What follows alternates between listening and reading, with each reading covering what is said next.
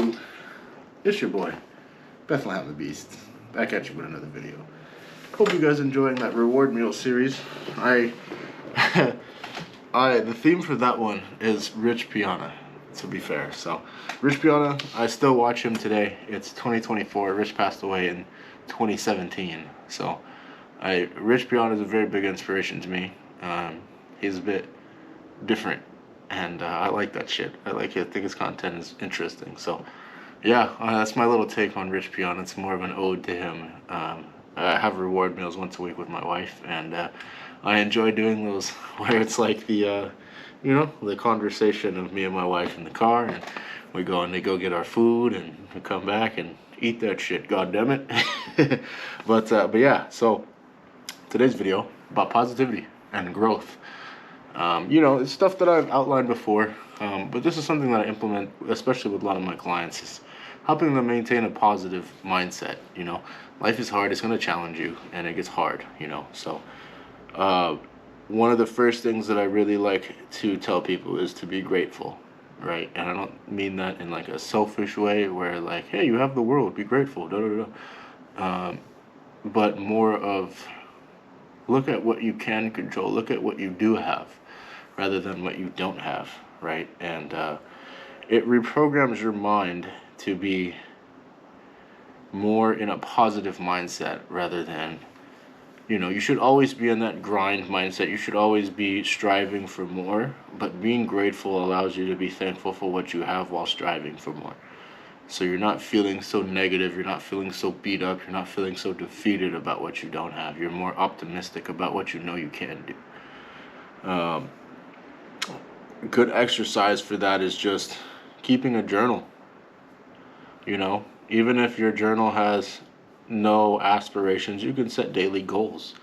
Today I want to go through my day and be more positive, and I'm thankful for X, Y, Z. Start with the little things, like I say this a lot, I'll spend an extra 20 or 30 minutes in bed sometimes, and a lot of it is dozing back off and stuff, but I think it's a part of my daily routine. It's almost like my meditation where I'm like half asleep, half awake. But I will go through that and just be like, I'm thankful for my wife. I'm thankful for the gym. I'm thankful for my physique. I'm thankful for the food that I have in my fridge. I'm thankful for the water I have to drink. I'm thankful for the lights being on. I'm thankful for my cell phone bill being on. I'm thankful for Wi-Fi being on. Just the little things in life that you just take for granted every day. That it's so easy to just be like, oh, whatever. Oh, whatever. Just start with small, like during my last prep, when I was extremely fucking hungry, I was grinding my mindset towards I'm thankful for how fucking shredded I'm able to be. I am a part of 1% of the world that is able to do that. And granted, bodybuilding has become more popular, but how much of the world is bodybuilders that are willing to get sub 10% body fat, single digit body fat, and not even sub single digit body fat, but sub 8% body fat, right? A lot of people can get extremely lean, like fitness influencers, for example. Fitness influencers will stay 8-9% body fat all year round, and I would say that's relatively hard to achieve, but it's easier to achieve than getting to 4% body fat. And I am super proud of that I know that I'm able to do that, and I will be able to, achieve that while putting on some size again. So being thankful for things like that, reframing your negative situations into positive situations, and being grateful that you're able to learn from them.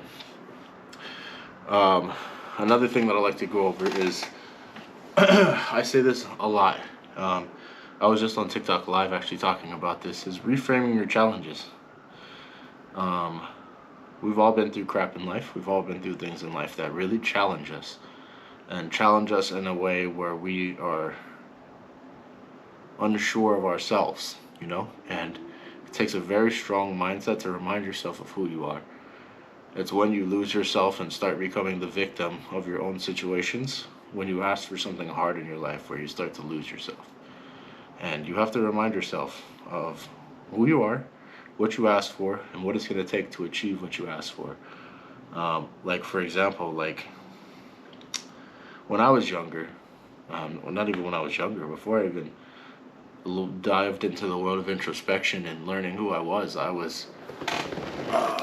I made decent money, and when that situation of me making decent money was taken away, I thought, why me? Why me? Why me? Why me? Why me? And I looked to just plug the hole with what I knew was best instead of what I felt was best.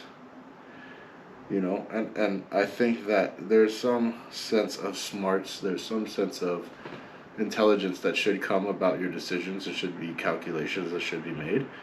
But if you are going based off of what you think is going to be best because it's what you've always done rather than what you feel is going to be best, is two different outcomes in life.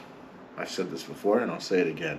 You can take the route of going for the stable job position that you hate and going to work for whatever that company may be that's going to pay you your dream salary, but you're going to hate every hour, every second that you work. Or you could go and do something that you know is going to pay you a fraction of what you're worth, with the opportunity of growing into a position that you can only dream of, to making sure that you have what you need. But it's going to take you a lot more hard work, but you're going to enjoy the work that you do. But each one of those situations are both 50-50 in my mind, right? 50-50 that it fails, 50-50 that you succeed. That company could go under tomorrow. You could fail after 10 years of your time doing what you love. But did you feel like you wasted 10 years? Or did you feel like you were in a situation that paid you well and now you're thinking, why me? Which one do you think would be better? In my eyes, I would choose the situation that I felt like I didn't spend any time at all and I gained knowledge from it. Actionable steps would be following your passion in life, taking calculated risks, looking at what makes you happy, asking yourself those hard questions, and reframing those challenging moments into, I'm the only one that can do those. You know what I mean? Being positive in those situations and reminding yourself of who you are. You're not a person that gives up. You're not a person that gives in. You're not a loser. You are a person that succeeds, and it's going to take many attempts for you to succeed sometimes. So just remind yourself of that. Adversity is one of life's great teachers, to be fair. You're going to be in very adverse situations that are going to be tough. It's going to be very hard for you to get through. Oh, excuse me. It's 10:30 at night. I've been put into a lot of challenging positions in my life. And there's been moments that I could say that every moment, I'm not going to lie, every moment that I've faced hardship and how I handled it in the moment was exactly how I was supposed to handle it, because it was a life lesson. One of the biggest challenges that I'll say is that when I said this before in a video, my sister's father was like the only father figure I could really say that I had, right? And he left when I was 14. And he left in the middle of the night, left a note for my mom. My mom came home freaking out. Your sister's dad left me, da da da da. And I remember that flipped a switch in my head, and I told myself that I had to be there for my sister. I had to be there for my mom, mainly, but I had to be there for my sister. My mom worked overnights, and I had switched and said I had to be there for my sister. So I had to grow up from a young age. And, that framed me into the man that I am. It instilled work ethic in me that I knew that I had to provide. I had to be there to protect people. I had to be there to protect the people that I love. And, it reframed my mindset from being a young boy to a young man.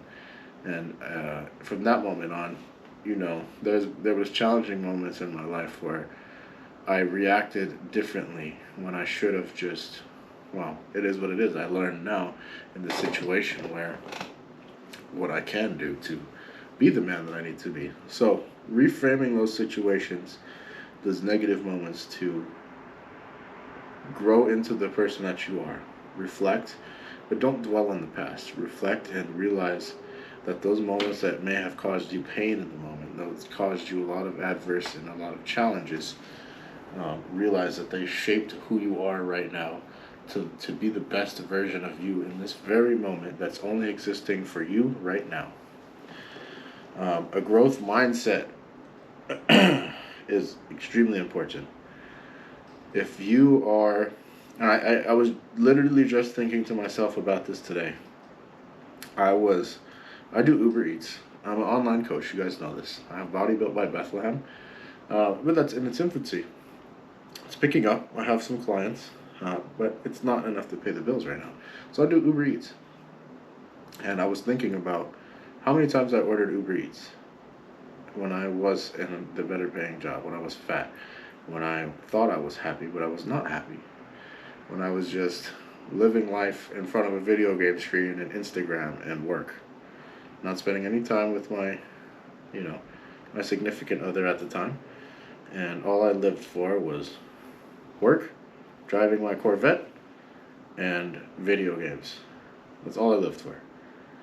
And I was just thinking about that today. Why was I doing that? And it was because I was comfortable. Why was I comfortable? And I never asked myself this question during the time. Is why was I comfortable? Is because I wanted to grow with no mentality on how to grow, and I thought growing would just come to my lap by doing what I was doing. I was doing the same thing that I've always done, expecting a different result. And that is not growth mindset. Growth mindset is that, okay, what do I have? What do I want to have? How do I achieve that? What actions do I need to take to achieve that? What is a step-by-step playbook on what I need to do? Is it going to be hard? How hard is it going to be? Am I the only person that can handle those challenges? Once those challenges arrive, do they only exist in my head, or do they exist in real life? And growth mindset is very hard to achieve. Once you do achieve it, it takes a lot of stress away from you. Even in stressful situations, when shit happens, you have the growth mindset to help you move forward. Bodybuilding has taught me a growth mindset because it was a year and a half on the dot of me saying I was going to be a bodybuilder to me stepping on stage, and it felt like 2 months. But that's the series of growth mindset. This is what I need to do. This is how I achieve it. And through consistency, I know it's going to happen.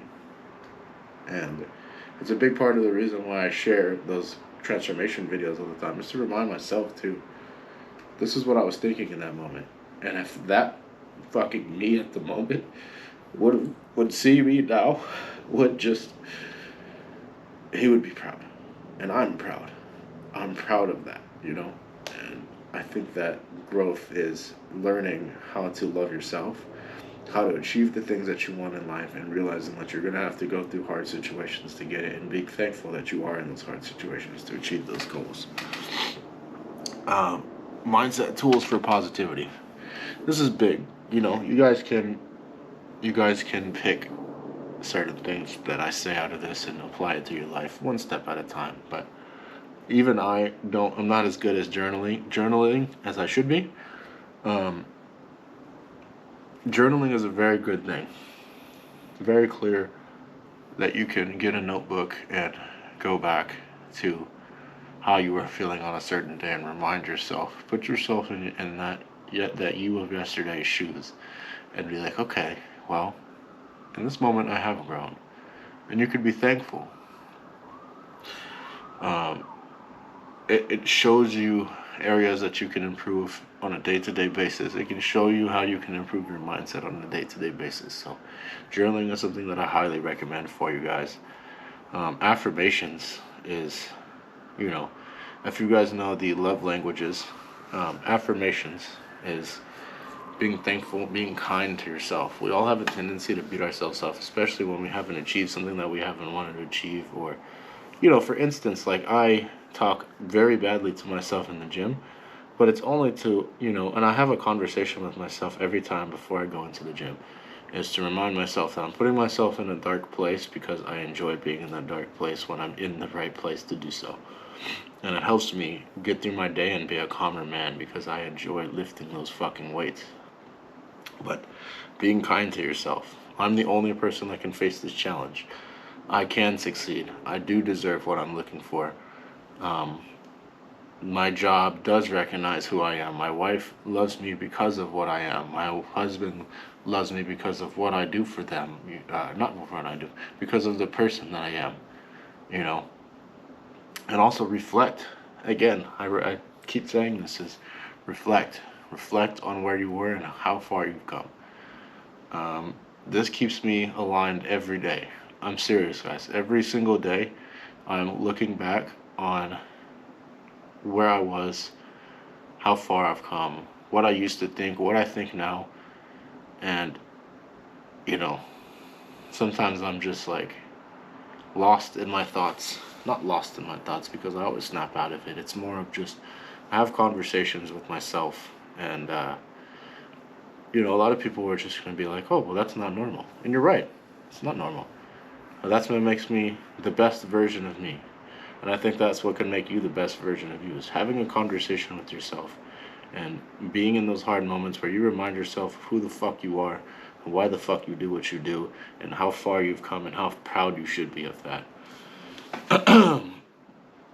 Positivity isn't necessarily toxic optimism. The difference between genuine positivity and ignoring real emotions is allowing yourself to feel upset at certain things at life.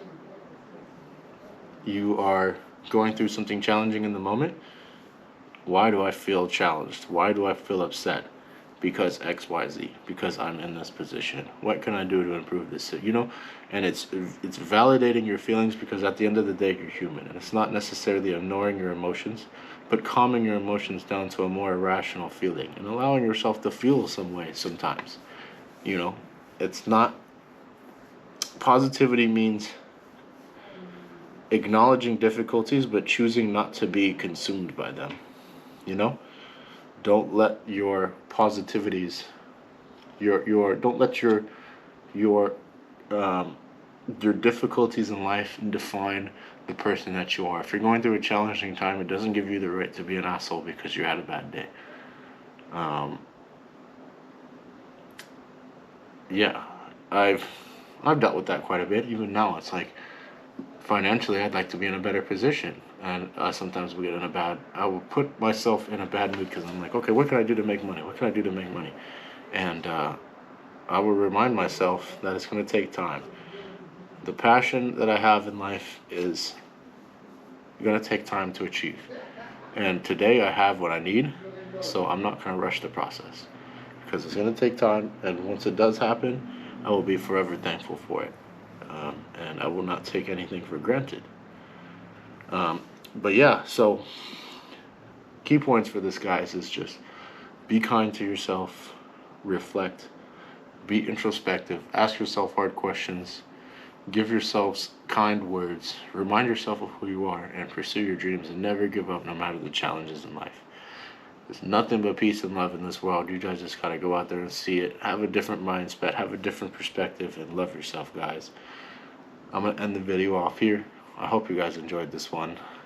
Speaking more from the heart and how to maintain a positive mindset, especially if you're going through something hard in life. Nothing but peace and love, guys. I'll catch you guys in the next video. It's your boy Bethlehem the Beast, and I'll see you guys next time.